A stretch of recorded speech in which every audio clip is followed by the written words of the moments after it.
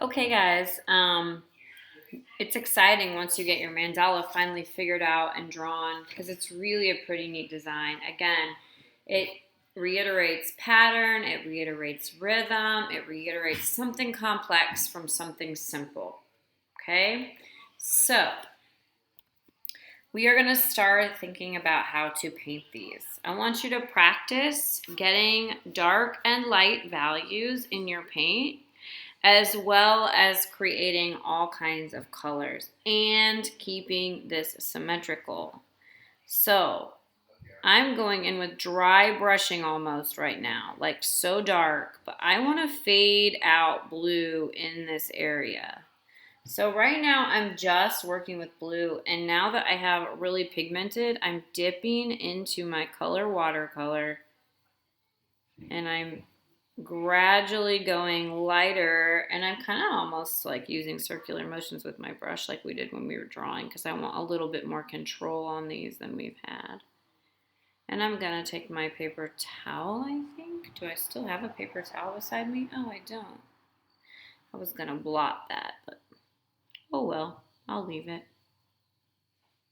Okay, now here's what's important on these designs is that you keep it symmetrical. So if this big section is blue and it's fading from dark to light, you want to continue that visual rhythm. So in this section, you also want it going from dark to light. Okay, so when you're making aesthetic decisions, you really want to think about simplicity and rhythms and where you're putting certain things. And sometimes instead of going so complex and crazy, it's better to stay simple and to make decisions that unify.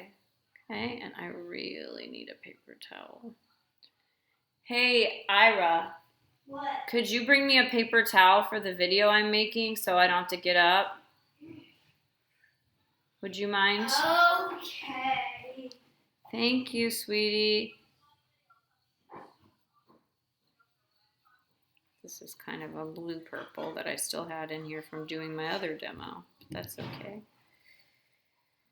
So I didn't get as light as I wanted to on this one, so Ira's gonna bring me a paper towel and I'm gonna blot it out. Thanks, kiddo. Hello, everybody. I'm Ira. I don't know your names, but hello.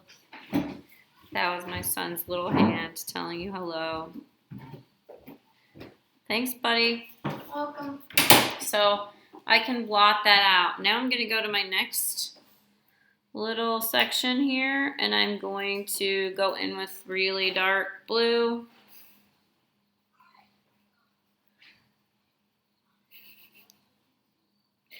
And I'm gonna lighten this.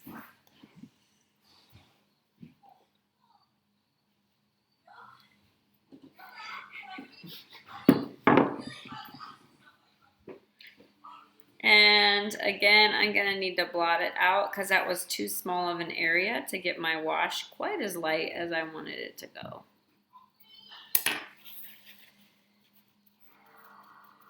And I'm gonna keep continuing around. Now for the smaller ones, I'm gonna like mix up like a reddish, I don't know, like a reddish purple maybe. Let me try that. For those smaller ones, I'm mixing red and purple in my tray. I'm gonna try a red purple. Ooh, I'm gonna make like some neutrals too. I like this red purple that I've created in here. Ooh, it's so pretty.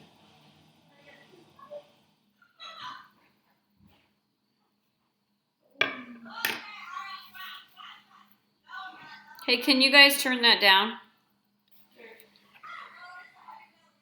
Let's see. Get my dark red.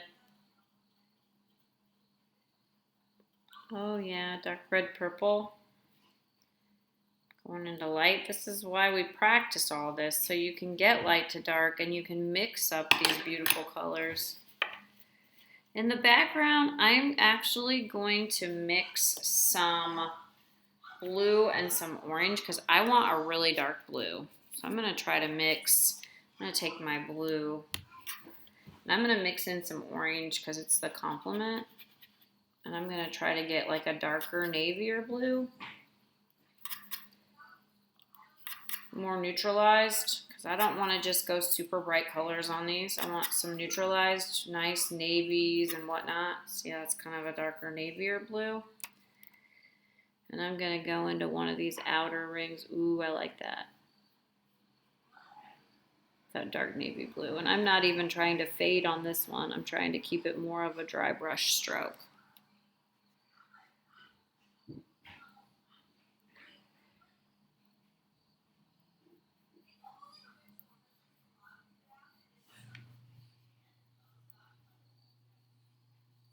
Okay.